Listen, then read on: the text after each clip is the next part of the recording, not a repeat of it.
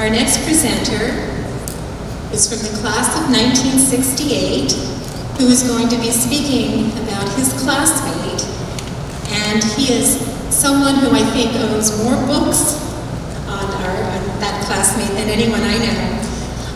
This is Bill Shannon, from the class of 68.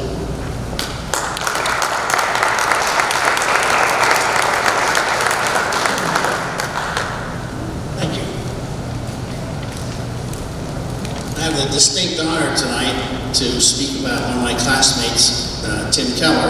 You can see his looks today and looks 50 years ago. Again, my name is Bill Shannon. I'm a classmate. Tim's nomination for this award, the Alumni Wall of Distinction, was submitted by another one of our classmates, John Molly. And John and his wife are presently traveling in Europe, therefore unavailable tonight. That's how I got here. I am active in the Dieruff Alumni Association, which is why I was asked to speak on Tim's behalf. Regrettably for us, Tim and his wife Kathy are in England and have been for several months and will be for the better part of up to a year or more. He's writing another book, and apparently that's their location of choice when he writes. And one of our alumni board members, Joanne, is going to actually accept the Wall of Distinction Award on Tim's behalf. I'm an East Sider. Tim hailed from the South Side. This is not cooperating, so I guess I was. And he was involved with many activities while he was here at Dieruff. Top of the list is National Honor Society, band and orchestra, instrumental ensembles, photography club, key club, Christmas and spring concerts, and he participated in the spring musical, which was Brigadoon in our senior year. Our paths actually crossed in the Key Club, and I can assure you that our paths did not cross in the National Honor Society. Tim moved on from Dieruff to earn a bachelor's at Bucknell University in 1972, went on to earn a master's in divinity at what is known as the Gordon Conwell Theological Seminary 3 years later, and he earned his doctoral ministry from an organization called Westminster Theological Seminary, and that puts him into 1981, when he was ordained by the Presbyterian Church in America. He and Kathy moved to Hopewell, Virginia, where they spent the next 9 years ministering to a congregation there. That was his first in-church experience. He also served on the faculty at Westminster ad hoc.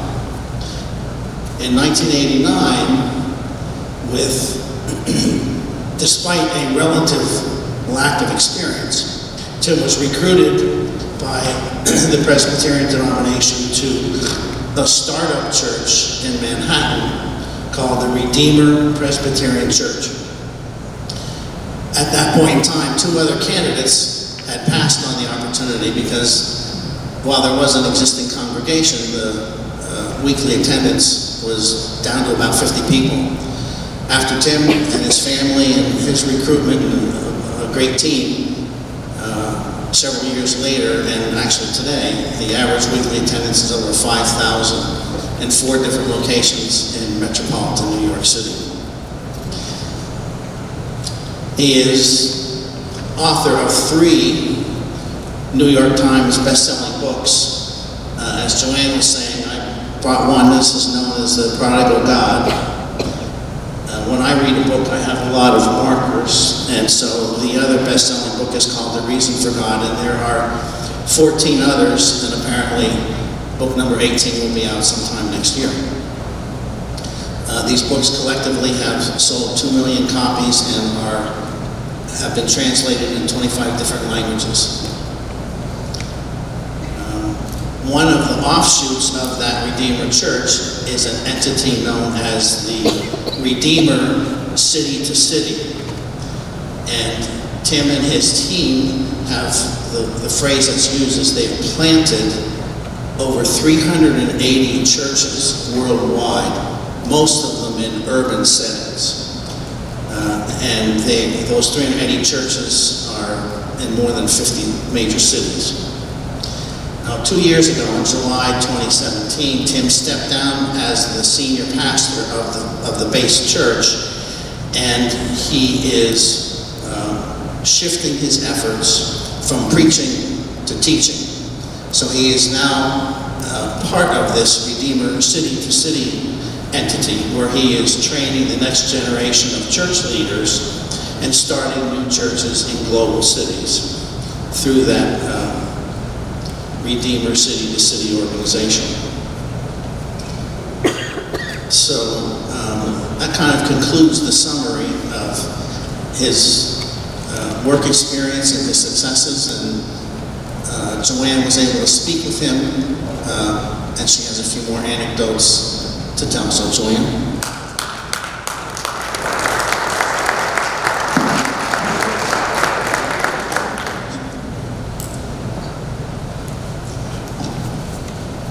As Bill mentioned, Tim Keller and his wife Kathy are currently in England working on Tim's next book. However, I hope to convey to you the genuine humility and gratitude with which he graciously responded to our congratulatory letter.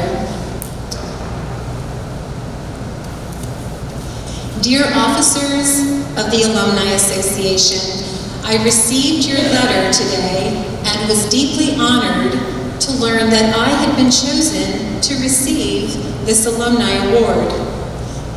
I remember my days at Louis E. Dieruff High School vividly, and have even made detours of family car trips so that I could show my sons where I went to high school.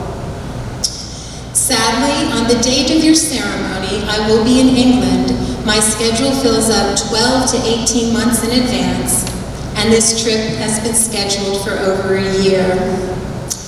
Therefore, I will not be able to attend, but I am certainly grateful for the invitation and, more importantly, for the honor. Later, when I got back to him, he wanted me to be sure to say one more thing, and I thought this was so important. He said, Joanne, please tell everyone that I got an absolutely excellent education at Dieruff High School. All through my undergraduate and graduate school, I did well because my high school prepared me so well.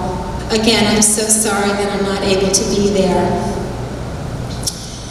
I just wanted to say one thing about his humility. I did not know Tim Keller. He was about 8 years ahead of me. He would have graduated with my sister in '68. So I wanted to make sure that I was addressing him properly and with respect. And I thought, do I call him pastor, reverend, or doctor because he has his PhD? And he said, no, I'm just Tim, just Timmy. And another interesting story, one of his classmates, a gal that he had gone to school with ever since kindergarten, from kindergarten through Opportunity School at Jefferson and South Mountain and Dieruff, she was going to come all the way up from North Carolina to see him, to reconnect with her childhood classmate. So I spoke with her and she said, you know, I want to share this one memory that I have of Tim Keller.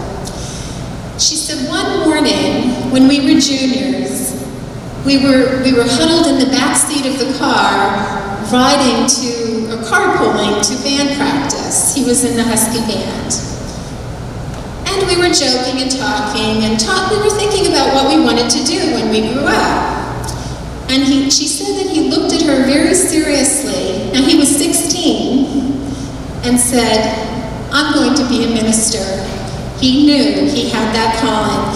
So I just wanted to thank Tim Keller for responding to that calling 53 years ago, and also for allowing us to call him today, as we honor him, to call him today one of our own. So thank you.